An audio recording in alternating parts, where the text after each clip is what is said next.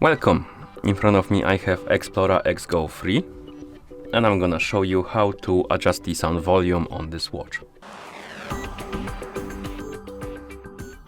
First thing we need to do is to wake up the screen on our watch, and you can do it by pressing the side button.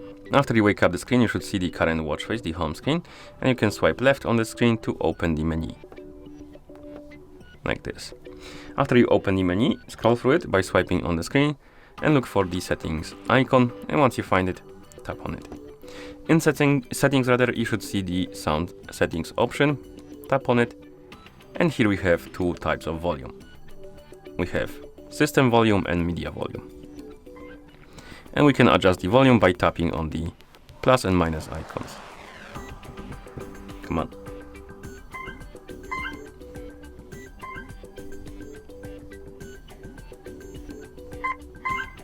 And once you're done adjusting the volumes, you can press the side button to go back to watch face, and that's how you adjust the sound volume on this watch. Thank you for watching. If you found this video helpful, please consider subscribing to our channel and leaving a like on the video.